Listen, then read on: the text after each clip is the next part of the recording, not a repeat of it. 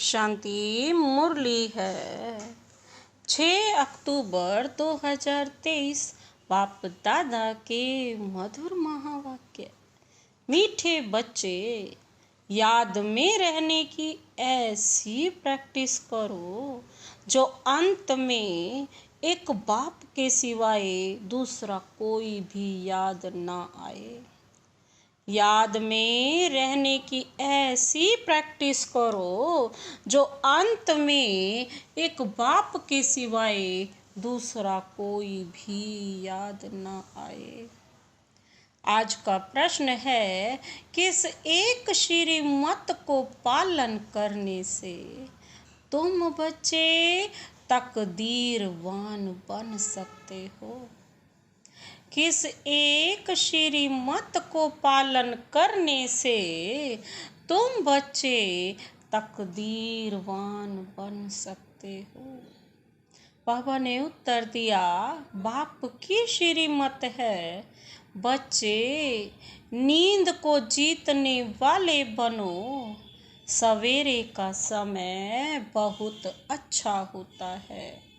उस समय उठकर मुझ बाप को याद करो तो तुम बख्तावर बन जाएंगे। अगर सवेरे सवेरे उठते नहीं हैं तो जिन सोया तिन खोया। फिर सोना और खाना यह तो गंवाना है, इसलिए सवेरे उठने की आदत डालो। आज का गीत है, तूने रात गवाई सोए के दिवस गवाया खाए। हीरा जन्म अमोल है, कोड़ी बदले जाए। ओम शांति। यह कहानी बच्चों प्रति है। बाप कहते हैं, बच्चे खाना और सोना यह कोई लाइफ नहीं, जबकि तुम बच्चों को यह अविनाशी ज्ञान रत्नों का दान मिल रहा है। झोली भर रही है, फिर सोना और खाना यह तो गंवाना है। सवेरे उठने की बड़ी महिमा है, भक्ति मार्ग में भी ज्ञान मार्ग में भी, क्योंकि सवेरे के समय बहुत शांति रहती है। आत्माएं सब अपने स्वधर्म में रहती हैं, अशरीरी होकर विश्राम पाती हैं। उस समय याद बहुत रहती है। दिन में तो माया का धम चक्र रहता है। ये धम चक्र माया का जो है व्यर्थ का घूमता ही रहता है। यह एक ही टाइम अच्छा है। अभी हम कोड़ी से हीरे जैसा बन रहे हैं। बच्चों को बाप कहते हैं, तुम हमारे बच्चे हो, हम तुम्हारे बच्चे हैं। बाप बच्चा बनता है, यह भी समझने की बात है। बाप अपने बच्चों को वर्षा देते हैं, वैसे मैं सौदागर तो हूँ ही। तुम्हारा कोड़ी जैसा तन मन यह सब बाबा कहते हैं क्या चला जाता है, बर्थ नॉट ए पेनी है। वह पुराना तुम्हारा सब कुछ लेकर फिर तुमको दे देता हूँ कि ट्रस्टी होकर संभालो। तुम जन्म बाई जन्म गाते आए हो, कुर्बान जाऊंगी, बलिहार जाऊंगी, हमारा तो एक दूसरा न कोई। क्योंकि सजनियाँ तो सब हैं, तो एक ही साजन को याद करेंगी। देह सहित सब संबंधों को भूलते भूलते एक की ही इतनी याद रहे, जो अंत में ना यह शरीर और ना ही कोई याद आए। बाबा कहते इतनी प्रैक्टिस करनी है। सवेरे का समय बड़ा अच्छा है। तुम्हारी ये सच्ची सच्ची यात्रा है। वह तो जन्म बाई जन्म यात्राएं करते आए, लेकिन मुक्ति को तो पाया नहीं। तो झूठी यात्रा हुई ना। यह है रूहानी और सच्ची मुक्ति और जीवन मुक्ति की यात्रा। मनुष्य तीर्थों पर जाते हैं तो अमरनाथ बद्रीनाथ याद रहते हैं ना। खास 4 धाम कहते हैं। तुमने कितने धाम किए होंगे, कितनी भक्ति की होगी, आधा कल्प करते आए हो। अब इन बातों को कोई भी जानते ही नहीं। बाप ही आकर लिबरेट करके फिर गाइड बन साथ ले जाते हैं। कितना वंडरफुल गाइड है। बच्चों को ले जाते हैं मुक्ति जीवन मुक्ति धाम। ऐसा गाइड कोई होता नहीं। सन्यासी लोग सिर्फ मुक्ति धाम कहेंगे। जीवन मुक्ति अक्षर उनके मुख से निकलेगा नहीं। उसको तो वह काग विष्ठा समान अल्पकाल का सुख समझते हैं। तुम बच्चे जानते हो बाप है दुख हरता सुख करता। हे माता पिता, आपके जब हम बालक बनते हैं तो हमारे सब दुख दूर हो जाते हैं।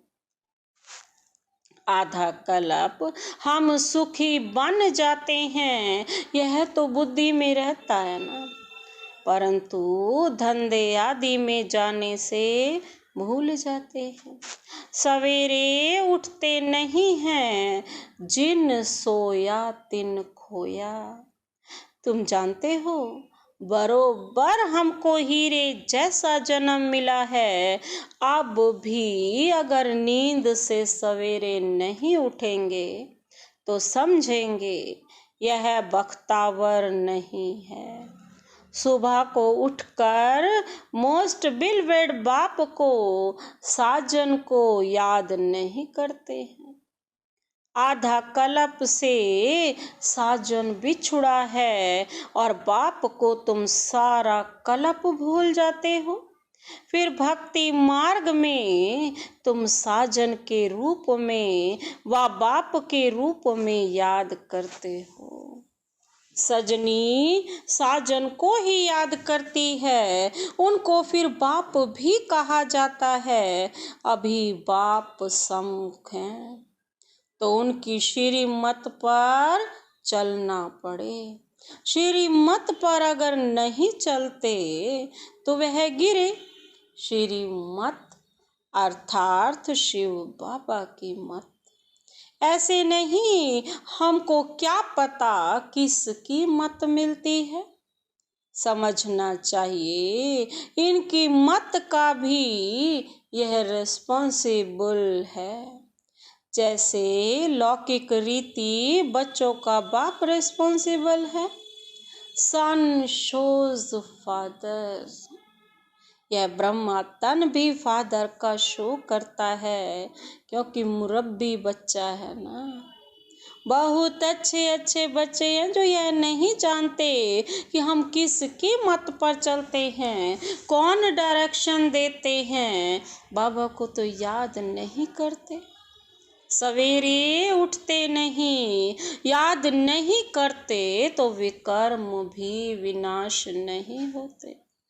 बाबा बतलाते हैं इतनी मेहनत करता हूँ तो भी कर्म भोग चलता रहता है, क्योंकि एक जन्म की तो बात नहीं है ना। अनेक जन्मों का हिसाब किताब है, डायरेक्शन मिला हुआ है। इस जन्म के भी पाप बतलाने से आधा कट सकता है। यह तो बाप कहते हैं मैं जानता हूँ और धर्मराज जानते हैं। पाप बहुत किए हुए हैं, धर्मराज गर्भ जेल में सजा देते आए हैं। अभी तो तुम पुरुषार्थ कर विकर्म विनाश करते हो, तो फिर गर्भ महल मिलता है। वहाँ तो माया होती नहीं जो मनुष्य को पाप करावे और सजा खानी पड़े। आधा कल्प है ईश्वरीय राज्य, आधा कल्प है रावण राज्य। सर्प का मिसाल भी यहाँ का है, सन्यासियों ने कॉपी की है। जैसे भ्रमरी का मिसाल बाबा देते हैं।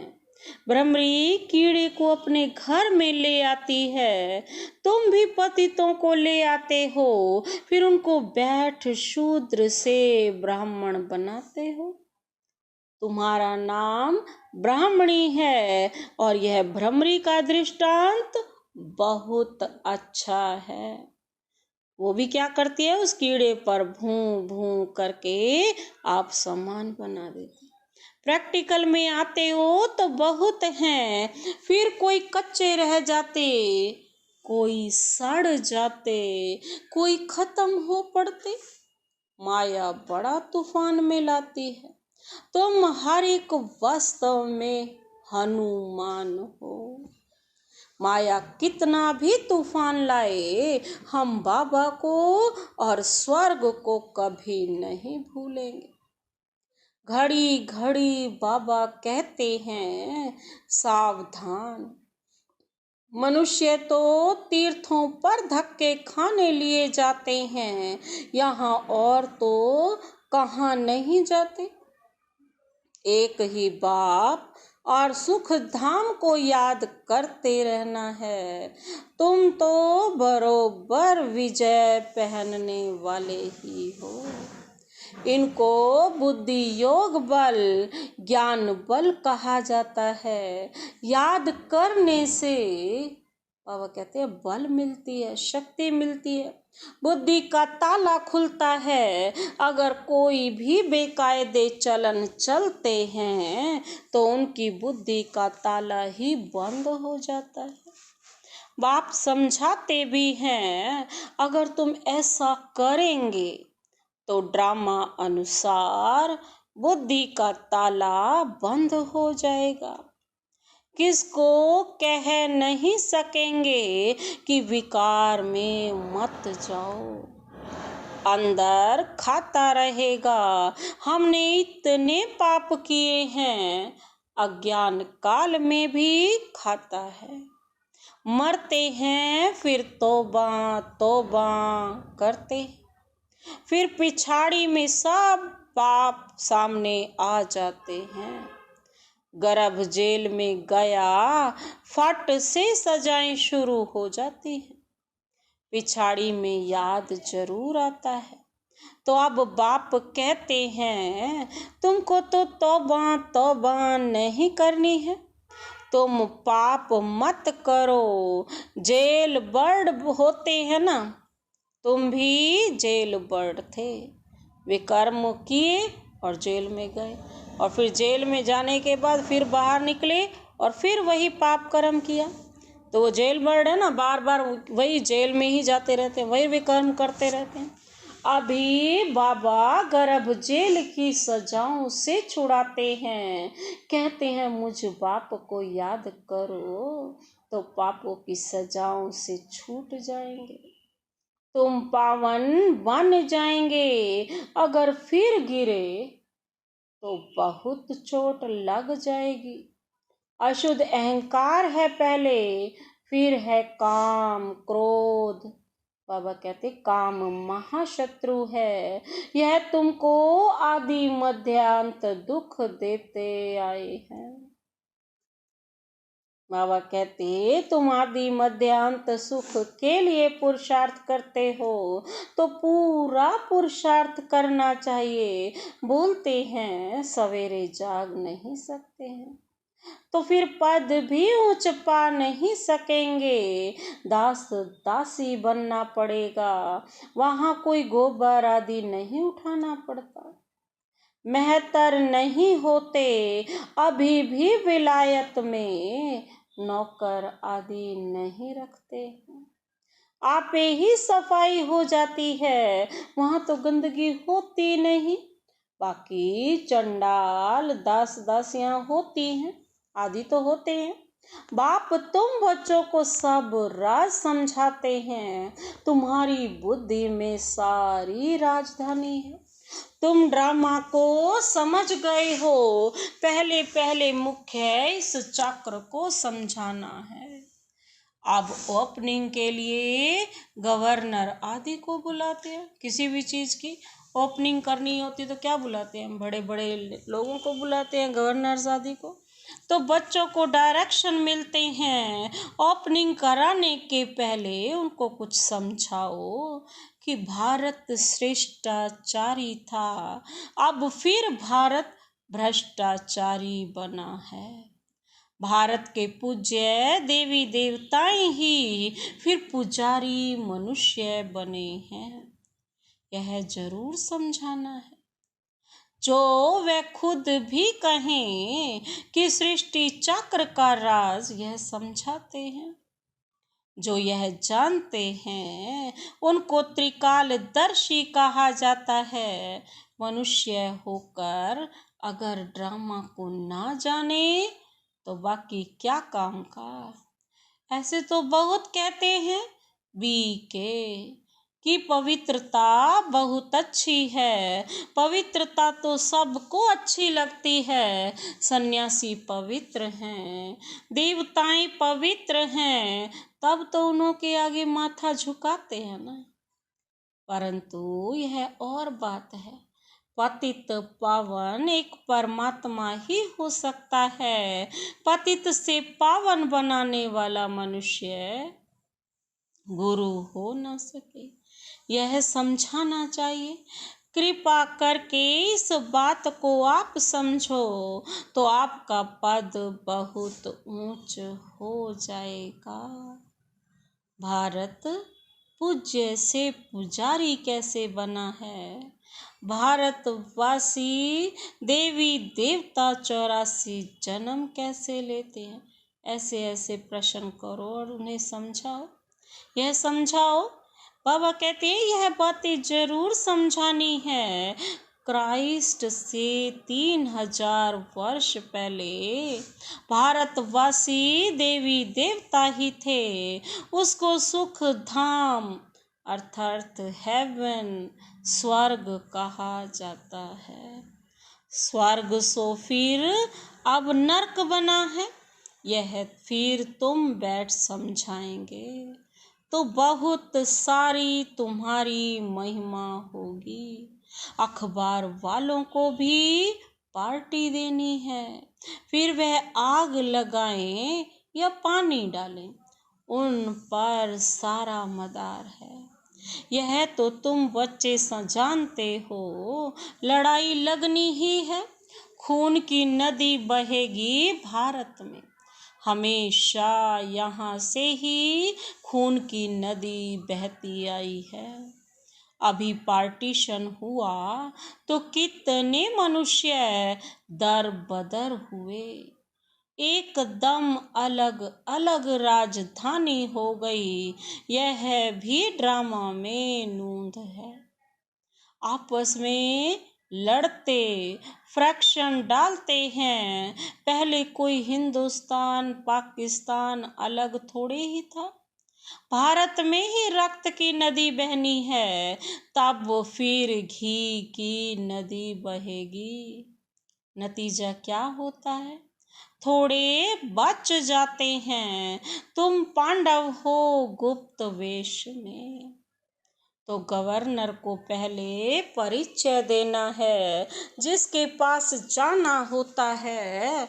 बाबा कहते उसकी पहले महिमा की जाती है, परंतु उन्हों के लिए क्या लिखा हुआ है? यह राज तुम ही जानो।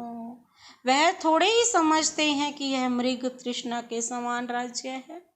ड्रामा अनुसार उन्हों के भी अपने प्लान्स आदि बनते ही हैं। महाभारत में दिखाते हैं प्रलय हो गई। अब महाप्रलय तो होती नहीं। तुम बच्चों के अंदर सृष्टि चक्र का ज्ञान हर वक्त गूंजना चाहिए। पहले तो वह समझें कि इन्हों को शिक्षा देने वाला कौन है, तब समझें बरोबर हम भी तो शिव बाबा के बच्चे हैं, प्रजापिता ब्रह्मा के भी बच्चे हैं। यह सिजरा है, प्रजापिता ब्रह्मा है, ग्रेट ग्रेट ग्रैंडफादर। मनुष्य सृष्टि का बड़ा तो ब्रह्मा हो गया ना, शिव को ऐसे नहीं कहेंगे, उनको सिर्फ फादर कहेंगे, ग्रेट ग्रेट ग्रैंडफादर। यह टाइटल हो गया प्रजापिता ब्रह्मा का। जरूर बाबा कहते, ग्रैंडफादर है तो ग्रैंड मदर भी होगी, ग्रैंड चिल्ड्रन भी होंगे। तुम बच्चों को यह सब समझाना है। शिव है सभी आत्माओं का बाप, ब्रह्मा द्वारा सृष्टि रचते हैं। तुम जानते हो हमारी फिर कितनी बिरादरियां निकलती हैं। गवर्नर को समझाना चाहिए कि ऐसी एग्जीबिशन तो कोने कोने में करानी चाहिए। आप प्रबंध करा के दो, हमको तो देखो 3 पैर पृथ्वी के भी नहीं मिलते हैं और फिर हम विश्व के मालिक बन जाते हैं। तुम प्रबंध करके दो तो हम भारत को स्वर्ग बनाने की सेवा करें। वह तुमको थोड़े ही मदद देंगे तो भी सब उनको कहने लग पड़ेंगे कि गवर्नर भी ब्रह्मा कुमार बना है।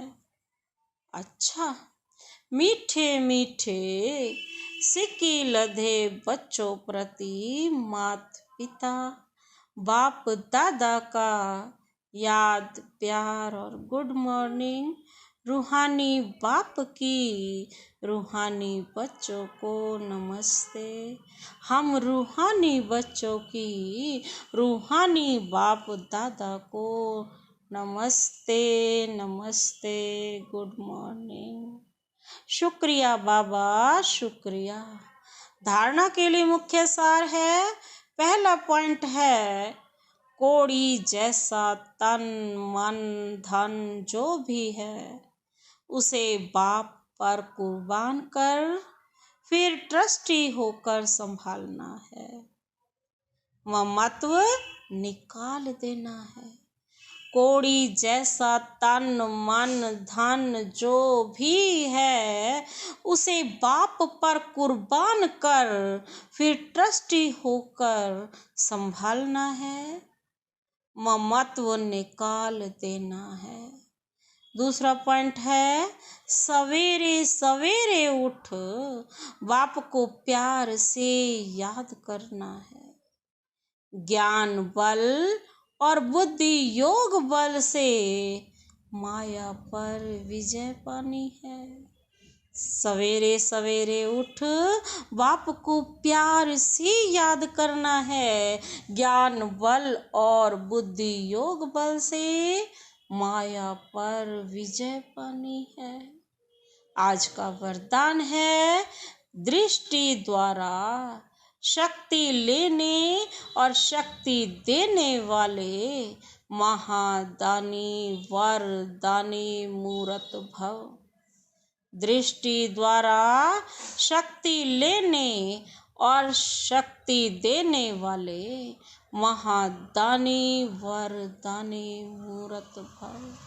स्पष्टीकरण है, आगे चलकर जब वाणी द्वारा सेवा करने का समय व सरकमस्टांस नहीं होगा तब वरदानी महादानी दृष्टि द्वारा ही शांति की शक्ति, प्रेम, सुख व आनंद की शक्ति का अनुभव करा सकेंगे।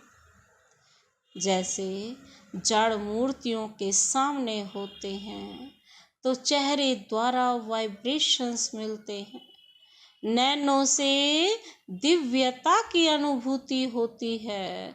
तो आपने जब चैतन्य में यह सेवा की है तब जड़ मूर्तियां बनी।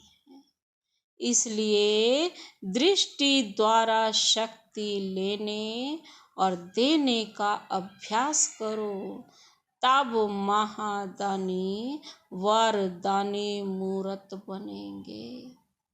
आज का स्लोगन है, फीचर्स में सुख शांति और खुशी की झलक हो तो अनेक आत्माओं का फ्यूचर श्रेष्ठ बना सकते हो।